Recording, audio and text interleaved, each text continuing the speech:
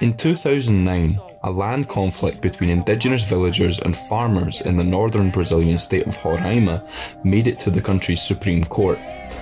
The dispute concerned Raposa Serra do Sol, a large chunk of land bordering Venezuela and Guyana, which has officially been classified as an indigenous territory since 2005.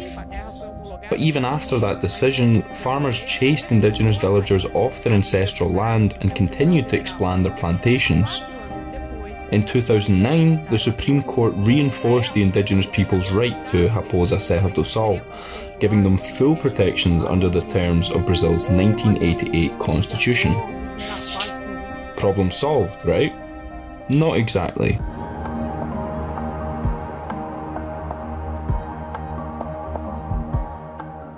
Article 231 of Brazil's constitution states that indigenous people shall have their social organisation, customs, language, creeds and traditions recognised, as well as their original rights to the lands that they traditionally occupy, being incumbent upon the federal government to demarcate and protect them and ensure respect for their property. But while the constitution protects the concept of indigenous land, it does not specify exactly when the right to this land begins to exist. The 2009 decision gave rise to arguments that indigenous communities could not claim ownership over land that they did not effectively occupy in 1988, when the constitution came into effect.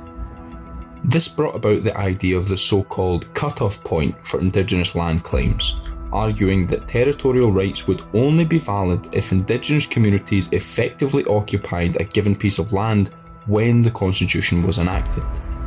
As you can imagine, for many indigenous villages which still have little technological infrastructure in 2021, providing concrete proof that they inhabited their ancestral land in 1988 can be extremely challenging. Needless to say, the topic is controversial in Brazil and affects a slew of land ownership disputes to this day. Among the most symbolic cases is that of the Shockline group in Santa Catarina state. For generations, the community was persecuted by the white man, hounded out of their original lands and chased down by specialist indigenous hunters known as bugreiros. In 1914, an agreement with the government gave the Shockline 37,000 hectares of land to call their own. But decades later, not only did the government limit their territory to 15,000 hectares, but the nearby construction of a dam in the 1990s caused their villages to be flooded. Now, the Shockline are fighting to regain control over their original land, and the cut-off point controversy is once again under discussion.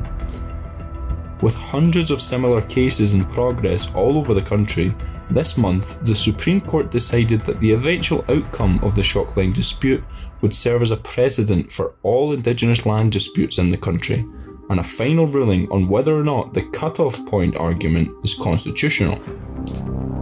The issue mobilised thousands of indigenous activist groups to march on Brasilia in protest.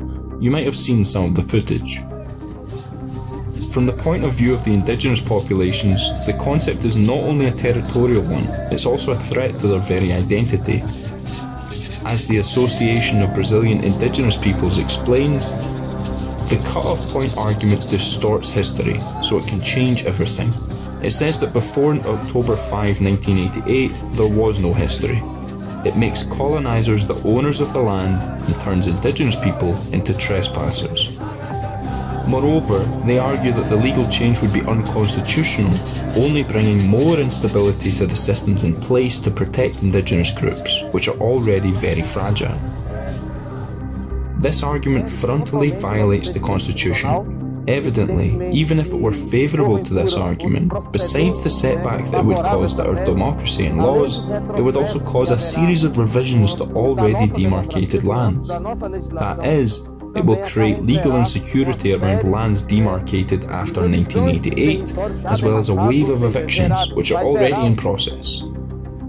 On the other side of the argument are agricultural business owners, who are the biggest advocates for the cut-off point for indigenous land demarcation. They say that any legislation on indigenous land must contain a time frame, otherwise the idea of what could be defined as indigenous land could be extended indefinitely. Brazil's far-right president Jair Bolsonaro subscribes to this view, affirming that the cut-off argument would be beneficial to the economy as it will provide more productive land to farmers. A gente pede a Deus que logo mais o nosso Supremo Tribunal Federal não altere o marco temporal. Ainda será duro golpe no nosso agronegócio, com repercussões internas quase catastróficas, mas também lá para fora. Since the beginning of the 2018 presidential campaign, agribusiness has been one of Jair Bolsonaro's biggest backers, and he has repaid their support when in office. Bolsonaro has repeatedly passed legislation in favour of agro-lobbies, such as permitting a vast number of new pesticides for use, as well as turning a blind eye to environmentally harmful farming practices. As things stand, the Supreme Court discussion is ongoing, with one vote in favour of the cut-off point argument and one vote against. It's unclear exactly when the trial will continue, but if you want to be the first to know all the latest news, keep up to date with us at Brazilian.report. Don't forget to like, share and subscribe for more videos on everything Brazil.